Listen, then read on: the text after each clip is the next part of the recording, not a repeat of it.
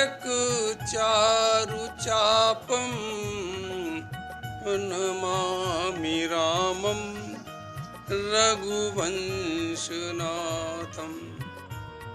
नमामि रामं रघुवंशनाथं जनकसुता जग जननी जानकी अतिशय प्रिय करुणा निधान की ताके जुगपद कमल मनावो जासु कृपा निर्मल मति पावो जासु कृपा निर्मल मति पावो कुंद इंदु समदेह उमारमन करुणायन जाहि दीन परने करहु कृपा मर्दन मयन करहु कृपा मर्दन मयन मर्दन मयन। जय जय जय हनुमान गोसाई कृपा करहु गुरुदेव की नाई गुरुदेव की नाई। श्री राम जय जय राम श्री राम जय जय राम श्री राम जय जय राम श्री राम जय जय राम श्री राम जय जय राम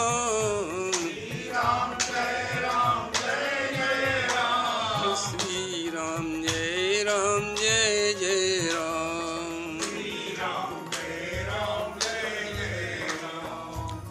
भगवान की कृपा से आप लोग बालकांड श्रवण कर रहे हैं। बालकांड में तुलसीदास जी ने मानस स्वर का बहुत सुंदर रूपक प्रस्तुत किया। इस स्वर में उन्होंने 4 संवाद और 4 घाट के रूप में प्रस्तुत किए। ज्ञान घाट, कर्म घाट, उपासना घाट ये बनाए।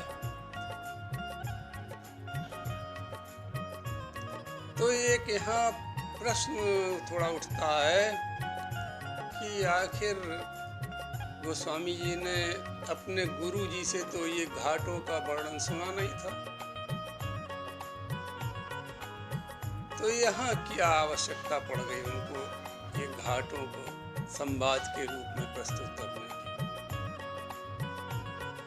देखो, कवि अपने काल का परिचय दाता होता है। आप कवियों की कविताओं को पढ़ें, लेखकों के लेख को पढ़ें, तो उनमें उस काल का परिचय मिलेगा। मीराबाई के पद पढ़ें तो मीराबाई के उस काल, भक्ति काल का परिचय मिलता है। ऐसे अन्य कवियों का भी। तो तुलसी बाबा ने भी अपने काल का परिचय दिया कि उस काल में नानक जी, कबीर जी, सूरदास जी ऐसे भक्त कवि थे और अद्वैतवासियों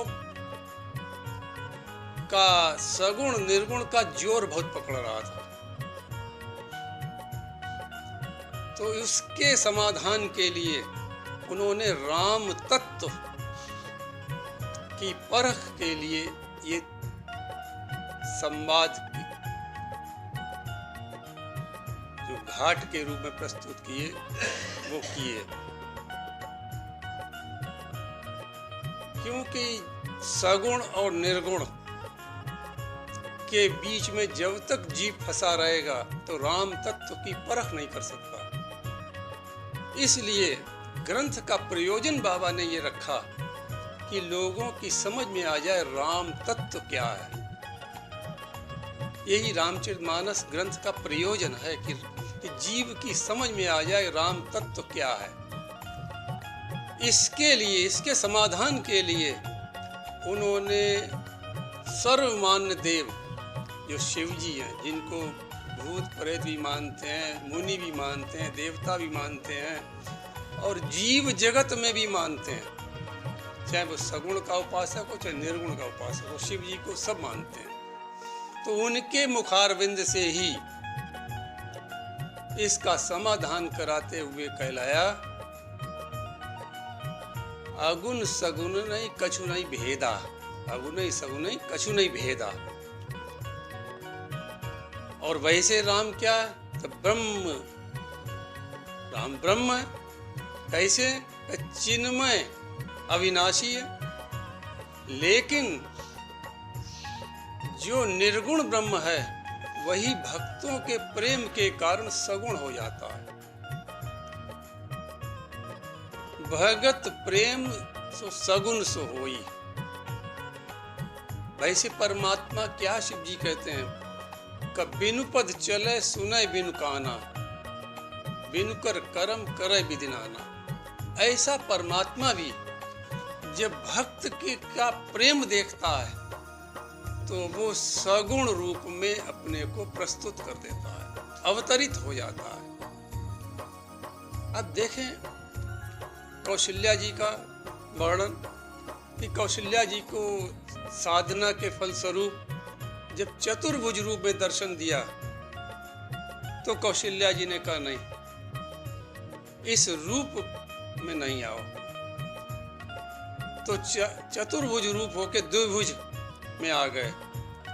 लेकिन कौशल्या जी ने कहा नहीं, अभी तो बहुत बड़े, छोटे हो जाओ। छोटा परमात्मा बन गया। और यहाँ तक हुआ कि माता कौशल्या ने कहा नहीं, तो अभी बच्चों जैसा रोना शुरू करो। तो सुनि बचन सुजाना रोदन ठाना, इतना रोए ठाना। तो कारण क्या था कि वो परमात्मा जो निर्गुण परमात्मा है वो भक्ति के प्रेम में बंधकर रोने लगा। तो इसलिए लोगों के समाधान के लिए शिव जी ने कहा कि निर्गुण परमात्मा ही समय आने पर भक्ति के कारण सगुण हो जाता है। निर्गुण और सगुण के चक्कर में मत पड़ो। निर्गुण से प्रेम नहीं हो सकता है, सगुण से प्रेम हो सकता है। इसलिए निर्गुण की अपेक्षा सगुण साधना ज्यादा श्रेष्ठ है और ज्यादा फलदायी, शीघ्र फलदायी भी है। तो शिव जी के मुख से इस निर्गुण और सगुण का समाधान बाबा तुलसी ने इन संवादों के द्वारा कराया। और इसी कारण से उन्होंने रामचरितमानस ग्रंथ का प्रयोजन सिद्ध हो जाए कि राम तत्व की परख हो जाए, इसीलिए उन्होंने घाटों के रूप में संवाद की रचना की। अब एक यहाँ प्रश्न और ये खड़ा होता है कि जब ज्ञान घाट बहुत श्रेष्ठ है शिव पार्वती का, क्यों? क्योंकि भगवान राम कहते हैं ज्ञानी प्रभु विशेष प्यारा। भगवान को ज्ञानी बहुत प्रिय, तो ज्ञान घाट श्रेष्ठ है। और ज्ञान घाट शिव पार्वती के कारण बहुत श्रेष्ठ है, जगत की माता पिता है, इस कारण भी श्रेष्ठ है। लेकिन तुलसीदास जी ने कथा का प्रारंभ कर्म घाट यानी याज्ञवल्क्य और भरद्वाज के घाट से कराया, किसी अन्य घाट से नहीं कराया, किसी अन्य संवाद से नहीं कराया, याज्ञवल्क्य और भरद्वाज के संवाद से कराया। कारण इसका ये है कि तुलसी बाबा चाहते थे कि राम विमुख कलिकाल में ज्यादा दिखाई देंगे। उनका ये मत था तुलसी बाबा का कि कलिकाल और तेज से जब बढ़ेगा, जब घोर कलिकाल आएगा तो राम विमुखता लोगों की बढ़ जाएगी। तो राम विमुख जीव लोगों की श्रद्धा को कम न कर दें, इसके लिए उन्होंने याज्ञवल्क्य जी के द्वारा, जिन्होंने भगवान के नाम रूप लीला धाम पर संदेह किया, उनकी सजा दिखाई कि जिन्होंने भगवान पर संदेह किया, भगवान के चरित्रों में संदेह किया, उनको सजा क्या मिली। अरे जीवों देखो, राम विमुख जीवों देखो। और वो सजा याज्ञवल्क्य जी के संवाद से प्रारंभ कराई, याज्ञवल्क्य जी के मुख से कराई। सती ने,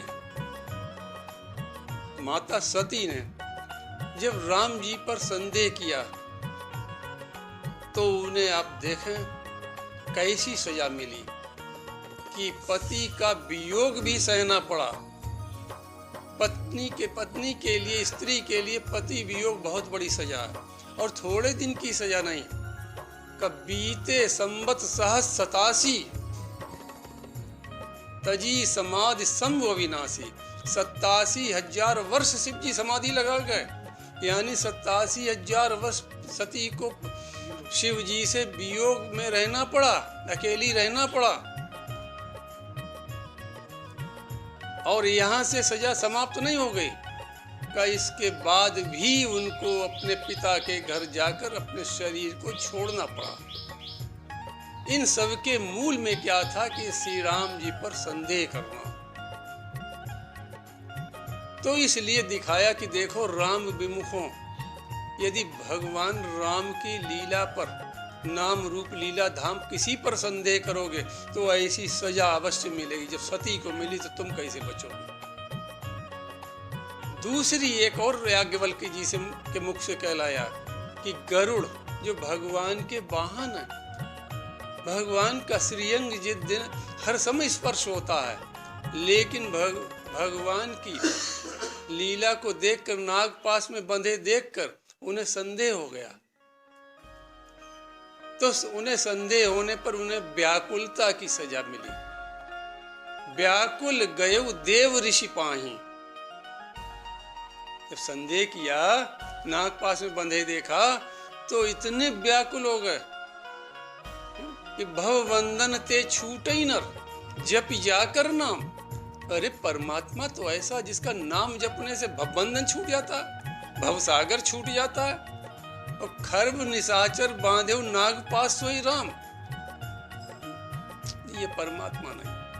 बस ऐसा संदेह जैसे ही आया, ऐसी व्याकुलता बढ़ी कि व्याकुल गयउ देव ऋषि पाई। नारद जी के पास गए। नारद जी समझ गए इनको तो बहुत बड़ा रोग लग गया। नारद जी ने कहा ब्रह्मा जी के पास जाओ, क्योंकि रोगी को कोई अपने पास बैठाना नहीं चाहता। ब्रह्मा जी ने भी कहा नहीं, शिव जी के पास जाओ, शिव जी गुरु हैं। शिव जी ने कहा महामोह उपजा और तोरे। महामोह कहते हैं संदेह को, बहुत बड़े संदेह को महामोह कहते हैं। का महामोह उपजा और तोरे, बेग न जाए कहे खग मोरे। हमारे कहने जल्दी नहीं जाएगी, इसलिए अब तुम्हें चाहिए बहुत बड़ा डॉक्टर। और कहाँ गए, जो गरुड़ पक्षियों के राजा हैं, भगवान के वाहन, का एक कौवे के पास जाना पड़ा। ये व्याकुलता की सजा। तो भगवान राम पर संदेह करने की सजा व्याकुलता मिली इनको। तो इसलिए तुलसी बाबा ने याज्ञवल्क्य जी के मुख से ये दिखाया, कहलाया कि देखो जीवों, राम विमुख होगे तो तुमको भी सजा भोगनी पड़ेगी। इसलिए राम विमुख होकर लोगों की श्रद्धा को मत कम करो, राम सम्मुख होने का प्रयास करो। ये मानस का ग्रंथ पढ़कर इसीलिए तुलसी बाबा ने ज्ञान घाट श्रेष्ठ होते हुए भी याज्ञवल्क्य जी के घाट, कर्म घाट, जो दक्षिण दिशा में घाट है, उस घाट से प्रारंभ कराया, रामचरितमानस प्रारंभ किया। एक दूसरा मत हमारा इसमें निजी अपना है। कि कर्म जीवन में प्रधान है। तो इसलिए भी हो सकता है कि तुलसी बाबा ने कहा कर्म प्रधान विश्व रचि राखा, जो जस कीन, ध्यान दें, जो जस कीन सो तस फल चाखा, बच नहीं सकता कोई भी, जो जस कीन। इसलिए उत्तम कर्म करो, श्रेष्ठ कर्म करो, क्योंकि फल भी हमको ही चखना पड़ेगा। और इन्होंने राम विमुख जीवों, तुम कैसा कर्म कर रहे हो, इसलिए कर्म करने के लिए, उत्तम कर्म करने के लिए, श्रेष्ठ कर्म करने के लिए बाबा तुलसी ने कर्म घाट से कथा प्रारंभ कराई। ये हमारा अपना निजी मत है। वैसे तुलसी बाबा का मत जो है वो यही है कि देखो राम जी पर संदेह करने का परिणाम क्या मिलता है, जो सती को मिला और गरुड़ को भी मिला। इसलिए राम विमुखता छोड़ दो, राम सम्मुखता के लिए प्रयास करो, क्योंकि जब राम सम्मुख होगे तभी जीवन का उद्धार हो सकता है। सन्मुख हो जीव मोहि जबई, जब तक सम्मुख नहीं, और सम्मुख होने के लिए राम कथा सर्वश्रेष्ठ है और कोई साधन दिखाई नहीं पड़ता कलिकाल में। इसलिए तुलसी बाबा ने याज्ञवल्क्य जी के घाट से, जो कर्म घाट है, वहां से कथा प्रारंभ करा, याज्ञवल्क्य भरद्वाज जी के घाट से। अब ये कथा कहाँ हुई, उसका वर्णन करते हुए तुलसीदास जी कह रहे हैं कि पहले तो तुलसीदास जी ने अपने मन को उस मानस सर में नहलाया। मति अनुहार सुबार गुण गन गनि हनवाय, सुमिर भवानी शंकरें कहे कवि कथा सुहाय।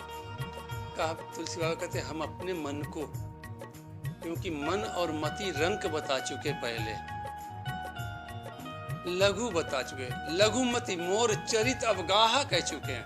कहा ऐसी छोटी बुद्धि से कहीं रामचरितमानस हो पाएगा, कहीं रंकमति से मानस हो पाए, रामचरितमानस कथा हो पाई। इसलिए कब मति अनुहार सुबार गुणगन हनवाय, कहा हम अपनी उस मति को, राम जी के गुण तो अनंत हैं, अमित हैं, उनका तो कहीं अंत ही नहीं, कि राम अनंत अनंत गुण, अमित कथा विस्तार, ऐसे राम जी हैं।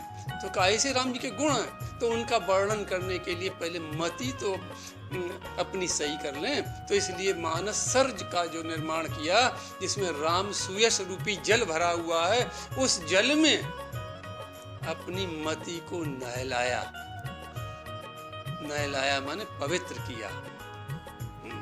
और फिर मानस के आचार्य जो शिव पार्वती है, शिव जी हैं, और तुलसी बाबा के तो गुरु पितु मातु महेश भवानी गुरु भी हैं। तो मानस तो इनको इन्हीं के द्वारा मिला। लोमस ऋषि के, शिव जी ने तो लोमस ऋषि से कहा था कि तुलसीदास जब ये समझने लायक हो जाए तो इनको समझा देना, ये मानस दे देना। इसीलिए तो लोमस ऋषि ने रामचरितमानस पूरा सुनाया उनको, तुलसी बाबा को। तो कह रहे कि मानस के आचार्य हमारे, आचार्य को पहले प्रणाम करो और फिर माता पिता भी हमारे। क्यों? कि उस बाल्यावस्था में जब कोई साथ नहीं था, सब साथ छोड़ गए, सब माता पिता दिवंगत हो गए, चुनिया दिवंगत हो गई, लोग मुंह फेरने लगे, दरवाजे बंद करने लगे। ऐसी स्थिति में तुलसी बाबा ने का आश्रय माता पार्वती ने दिया। तो इसलिए तुलसी बाबा कहते हैं ये कौन हमारे, गुरु पितु मातु महेश भगवान। तो अपने आचार्य को प्रणाम कर रहे हैं और माता पिता भी हैं, माता पिता को प्रणाम कर रहे हैं। देखो भगवान श्रेष्ठ हैं, सर्वश्रेष्ठ हैं, लेकिन माता पिता भी वंदनीय है, प्रथम वंदनीय है। भगवान ने भी अवतार लेकर पहले माता की बात मानी, माता जी ने तो कहा, छोटे हो, माता की हर बात मानी, सुनी बचन सुजाना, रोदन ठाना कर दिया। माता जी की तो आज्ञा मानी, तो माता श्रेष्ठ है। आप देखें कि भारत की संस्कृति कि मातृ देवो भव, पहले लिखा पितृदेवो नहीं लिखा, मातृ देवो भव, फिर पितृदेवो भव। तो माता श्रेष्ठ है। तो इसलिए का गुरु पितु मातु महेश भगवान, इसलिए ये हमारे माता पिता भी हैं और मानस के हमारे आचार्य भी हैं। इसलिए इनका वंदन, इनका चरण स्पर्श करके, इनका आशीर्वाद पाकर अब हम राम कथा आगे कहने के लिए तैयार होंगे। फिर इसके बाद अपने इष्ट का के चरणों में वंदन करते हैं। अब रघुपति पद पंकरु, धरिए पाई प्रसाद, कहूँ जुगल मुनिवर कर, मिलन सुभग संवाद। अब अपने इष्ट को, अब रघुपति पद पंकरु, अब भगवान राम के चरणों में मस्तक नमाते हुए, उनकी कृपा पाते हुए दो मुनियों का मिलन बता रहे हैं। ऐसे मुनिवर श्रेष्ठ मुनि हैं, ऐसे साधारण मुनि नहीं, का उनके संवाद बहुत श्रेष्ठ हैं। तो दो मुनियों का मिलन कह रहे हैं, भगवान के चरणों पर मस्तक रखकर कह रहे बस अब हम उन दो मुनियों का मिलन की कथा बता रहे हैं। ये मिलन कहाँ हुआ और किसके बीच में हुआ? का याज्ञवल्क जी और भरद्वाज जी के बीच में हुआ। याज्ञवल्क जी का परिचय बता दें। याज्ञवल्क जी ने 10,000 वर्ष तक सूर्य भगवान से वेद की शिक्षा प्राप्त की। 10,000 वर्ष तक।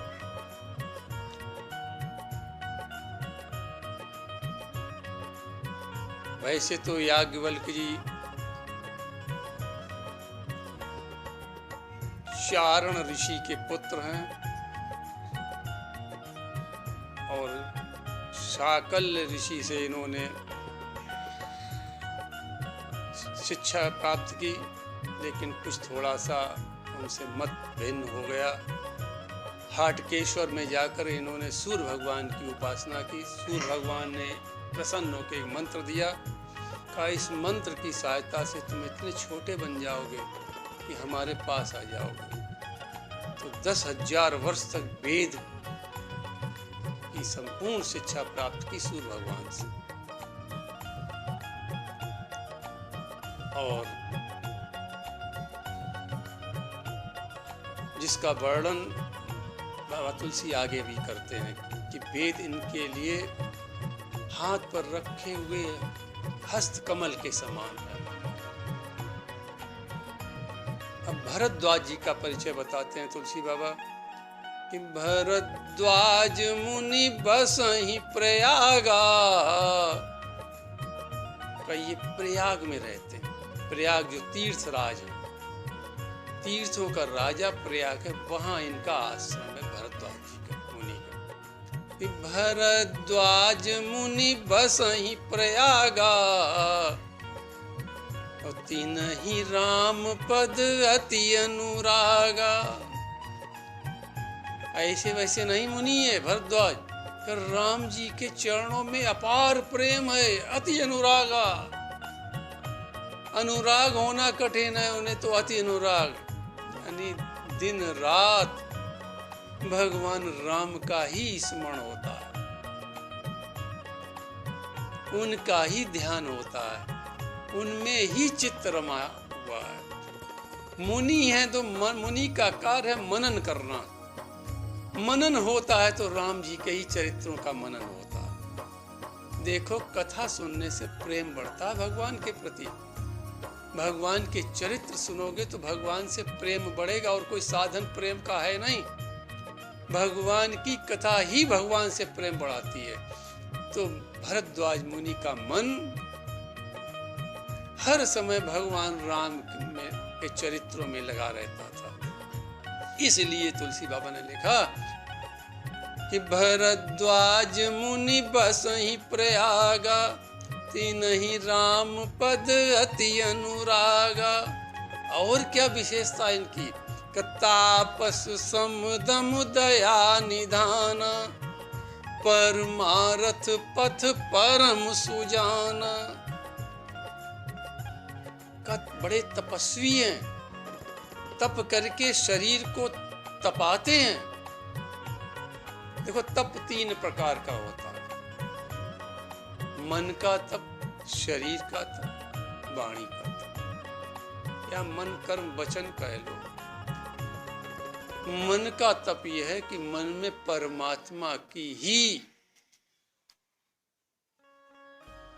परमात्मा के ही चरित्र आए, ये मन का तप है। परमात्मा के चरित्रों से मन पवित्र होता है। भगवान की कथा का सबसे बड़ा लाभ ये कि मन पवित्र हो जाता है। तुलसी बाबा ने तो एक बात बड़ी सुंदर कही कि जहां राम तहां काम नहीं। जिस चित्त में राम होगा वहां कामनाएं नहीं हो सकती, काम वृत्ति नहीं हो सकती इस चित्त। जहां राम तहां काम नहीं, और जहां काम नहीं राम। और कामनाएं होंगी, काम का वेग होगा जिस चित्त में, वहां राम नहीं रुक सकता। और एक उदाहरण दे रहे हैं, तुलसी कबहू होत नहीं, रवि रजनी एक ठाम। का क्या सूर्य और रात्रि एक जगह रुक सकती, रह सकती है? राम सूर्य है, काम रात्रि है, दोनों एक जगह नहीं रुक सकते। इसलिए अब चुनाव तुम्हें करना है, चुनाव आप लोग कर रहे हैं कि हम राम को बसाना चाहते कि काम को बसाना चाहते। तो इसलिए राम यदि मन में रहता है तो मन का तप हो रहा है, काम अपने आप भाग जाएगा। क्योंकि विद्वानों का तो मत ये कि प्रेम गली अति सांकरी, जहाँ में दो न समाए, दो रह ही नहीं सकते, एक ही रहेगा। तो इसलिए मन का तप है कि राम का चिंतन हो मन में। अब हम लोग ग्रस्त हैं तो ये है कि जब कभी मौका लग जाए, जब कभी याद आ जाए तो राम का चिंतन करने लो, राम जी के चरित्रों का चिंतन करो। कथा सुन के जाते हो तो उन कथाओं को इसका स्मरण करो, ये आज कथा में क्या हुआ, बस चिंतन करो। करते करते चरित्र आने लगेंगे, और चरित्र आते आते राम जी भी आने लगेंगे। पहले चरित्र आते हैं, फिर राम आते हैं। पहले पौ फटता है, फिर प्रभात होता है। एकदम प्रभात नहीं होता, पौ फटता है तो प्रभात होता है। तो इसलिए मन का तप है। कर्म का तप, ऐसे उत्तम कर्म करो। भारत में तो पक्षियों ने भी उत्तम कर्म किया। राम जी को कहना पड़ा जटायु जी से, परिहित बस जिनके मन माही, तिनको जग दुर्लभ कछु नाहि। जटायु ने कौन सी साधना की कि परिहित किया। तो कर्म हमारा परिहित का हो, ये तप है। और वाणी का तप तो बहुत अच्छा तप, ऐसा बोलो कि किसी को दुख न पहुंचे, ये वाणी का तप है। ऐसा बोलो प्रिय हो, बोली हमारी गोली न बन जाए, होली न बन जाए। बोली हमारी ऐसी हो जो लोगों को अच्छी लगे। बोली एक अमोल है, जो कोई बोले जान।